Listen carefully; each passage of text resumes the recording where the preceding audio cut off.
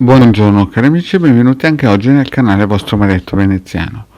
Oggi parleremo la differenza fra Dagida e riti salomonici propiziatori o riti planetari, insomma tutto ciò che non è Dagida ma che parla di riti operativi di alta magia.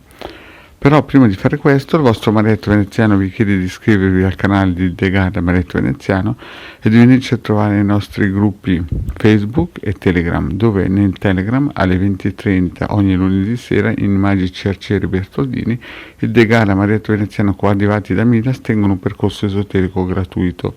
Vi voglio ricordare anche che ogni sera alle 21 il De Gara con un gruppo di magici arcieri in erba tiene una piccola meditazione di 5 minuti per costruire un cerchio di fuoco intorno allo stivale, una cosa eterica chiaramente. Bene, vediamo un po' la differenza sostanziale fra la Dagida e i riti di alta magia operativa lunari, soprattutto lunari, perché alcune persone in questo periodo, nelle ultime settimane, mi hanno mandato dei PVT di domande specifiche: che differenza passa fra un'operazione di alta magia operativa in cui il vostro Marietto spiega che ci vogliono minimo 9 mesi e una Dagida. Allora, prima di tutto partiamo dal presupposto che il Marietto ha già detto cos'è una Dagida in altre pillole e cosa sono i riti di alta magia operativa.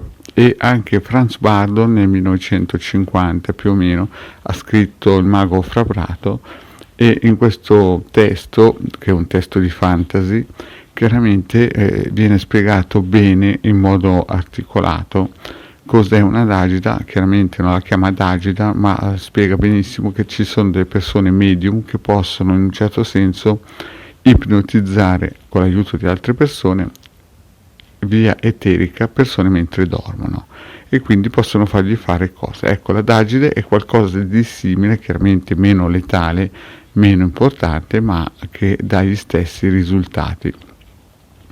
Praticamente la Dagida è una coercizione mentale che si può fare a persone, chiaramente a tutte le persone viventi, però non è che è propiziatoria, nel senso che se noi vogliamo, faccio un esempio semplice, se noi vogliamo incontrare una persona possiamo lavorare con queste arte magica di notte per fare in modo che questa persona in questa persona nasca questo desiderio di contattare quest'altra persona. A contatta B.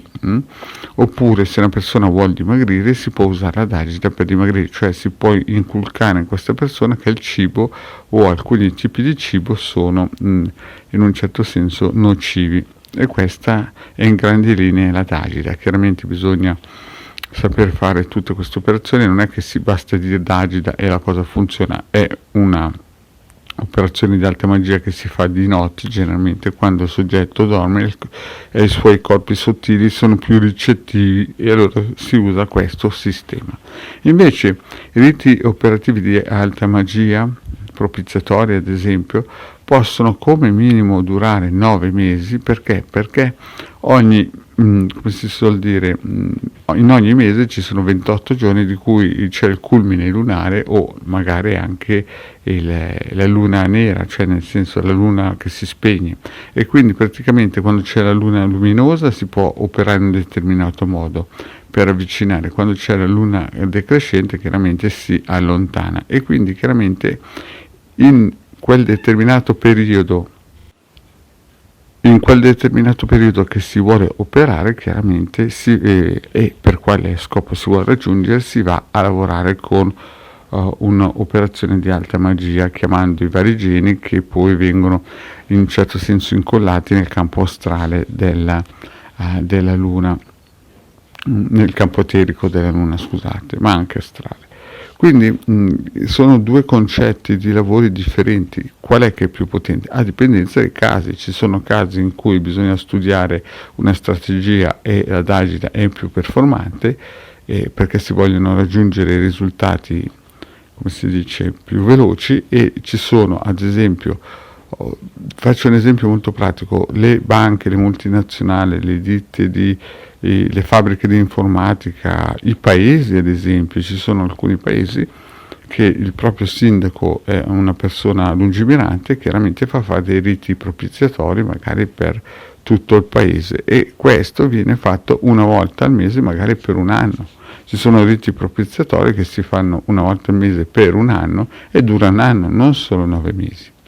Oppure si vuole fare in modo che una persona o una ditta o uno studio fiduciario, uno studio di avvocati, un dottore ad esempio, uno studio medico abbia sempre delle energie dei clienti propositivi, chiaramente non è che si può fare solamente una volta. È vero che sul web si leggono tante fantasie, ma nella realtà la cosa deve essere battuta, cioè il ferro deve essere battuto finché è caldo, e generalmente ci sono dei riti operativi propiziatori che durano anche un anno. Una volta al mese si opera tutta la notte e si chiamano i vari giri di protezione e si attivano le varie forze planetarie. Quindi è chiaro che sono due mondi e due azioni differenti.